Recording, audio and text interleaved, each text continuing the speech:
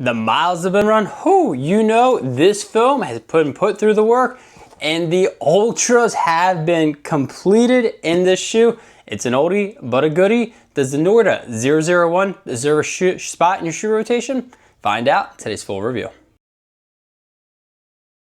Welcome back to the channel. I'm Cody with The Shoe with Cody, and today we got ourselves a good one. We are talking about the Norda 001. I've had this shoe for a long time, but a lot of you keep hitting me up in my DMs, especially since Norda had that archive sale. You want to know what this shoe is all about. Now, I did do a mini review. When I first started this channel, I did 1-minute shoe review, so I did that, but I want to get into a little bit more details. In this video, I'm going to cover the fit, the good, the bad, and the verdict. Should you buy the shoe? It's definitely one of the most expensive trail shoes I've worn, but it definitely brings a lot to it. Now, before I dive into any of that, I do need to point out this shoe, while a long time ago, was provided to me by Norda, but they have no idea what I'm going to say in this video, and they control none of my content that I do on their gear. I also have a big favor to ask you all. Hit the like button, smash the subscribe button. You know you want to. It costs you absolutely nothing, but it definitely helps the channel. Now let's sit back, relax, and let's talk about the Norda 001. To kick this video off, I'm going to talk about the fit, and honestly, I'm typically a men's 9.5 in almost all shoes, but with the Norda, I had to go with a men's size 10, half a size up, no issues. Once I went that half size up, it fit perfectly. If you don't do that, your toe's probably gonna be way too close to the top, and that's a bad thing, because if it's too close, you're probably gonna get blistering, and if you kick a rock, yikes, probably gonna break a toe. So again, half a size up for me worked perfectly fine. I've recommended that to almost every person, and they haven't had any issues with. This is definitely that more snugger upper. It accommodated my widest foot, but it definitely a little bit more on that snugger side.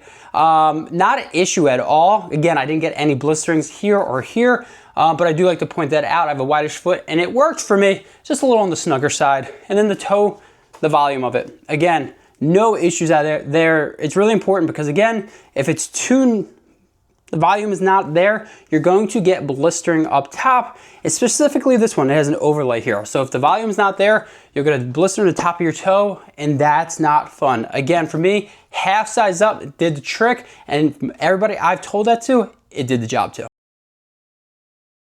Because I'm a positive guy, I'm going to start with the positives, and honestly, this shoe is indestructible. Now, I've run my first 50K in this, ton of training miles, pacing people, you name it. I've put this thing through the work. It has a ton of miles in, and honestly, besides it being dirty, it's like brand new.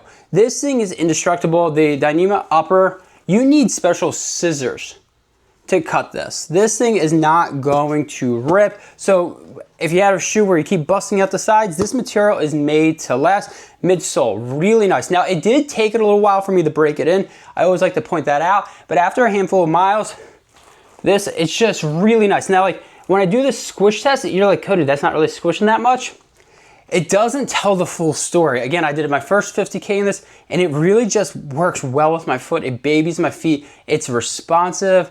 I can pick the pace up. I can walk in it. You name it, this foam handles it all. The other nice thing I like about it too is that while it's comfortable and it packs a lot, the stack isn't crazy. So on East Coast, I can take this on some gnarly trails and my ankle's not gonna go, that sucks. You don't want that. You do not wanna be bombing it down a hill and it just doesn't work. So again, the midsole is one of my favorite parts of the shoe. It just makes it happen. The other huge part too about it is you're gonna get a ton of miles in. These I think have well over 300 miles and there's no compressing at all. I know some friends that have over 1,000 miles in their 001. I'll say that again, over 1,000 miles in their 001. This foam just does not break down. It's just so nice. And because again, as I mentioned, the uppers, you need special scissors. That doesn't break down at all. So again, this shoe is really made, if you want a shoe to last long, yeah, this is it. This is a shoe you're gonna get at least 500, if not more miles. I will say 1,000, but you're at least gonna get 600-700 miles. And that's freaking awesome. Nothing is worse when you get a shoe, especially an expensive one, which I will cover that doesn't last long. It just sucks. It hurts your wallet and then it hurts your soul a little bit. Not the case with this one. The other thing is great lockdown. Love the tongue.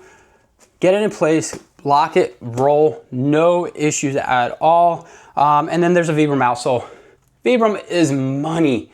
Norda and Vibram have a lot of different technology that they work together with, but this midsole just gets the job done. You're more likely gonna have the midsole die out before anything else dies out in the shoe, which you can easily replace nowadays. But again, for me personally, this shoe just answers a lot. It is a durable shoe, can handle rocky terrain. I can take it on buffed out trails as well. That's not a deal breaker. And it's just such a comfortable shoe. And it's funny, I've recommended this shoe to a lot of people, and I keep saying, oh, it's a comfortable shoe. And at first they're like, yeah, but the stack isn't there. But the materials, And then they run in it and they're like, damn it, Cody, this thing is freaking comfortable. It just hits a lot of marks. Again, cannot go say enough about how much I love this shoe. Again, I did my first 50K in it and it answered the bell. Was I properly prepared for that? Yeah, but having this shoe on definitely gave me the confidence to just crush that 50K.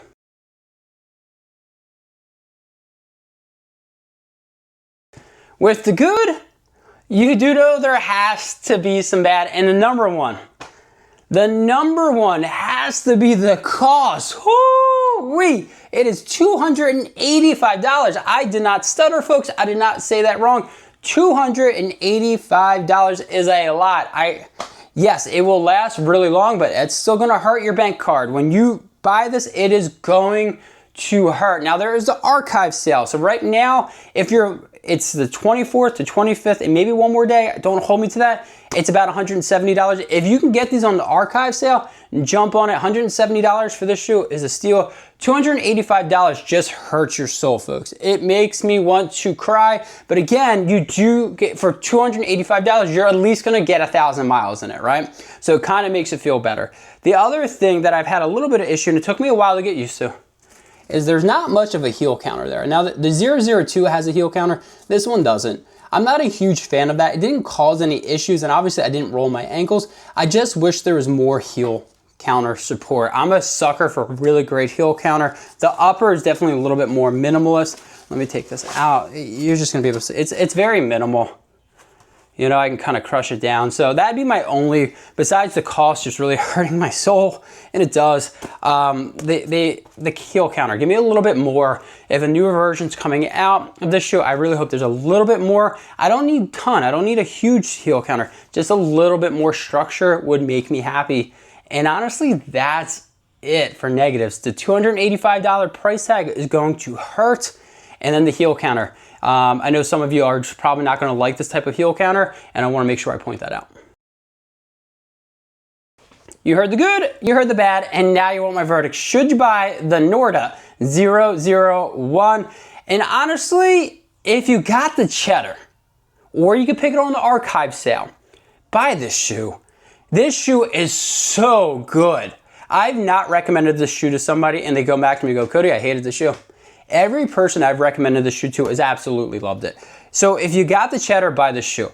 The reason why this shoe is worth the $285, and it hurts me to say that, it does, is you're going to get like 800, 1,000 miles. I know some people that are spending about $200 for a trail shoe and it dies out around 300, 400 miles. So I'm telling you guys, yes, it's gonna hurt, but long term, if you plan on wanting to use one shoe for all your your running, your racing, whatever the situation is for the trails, this shoe is going to do it.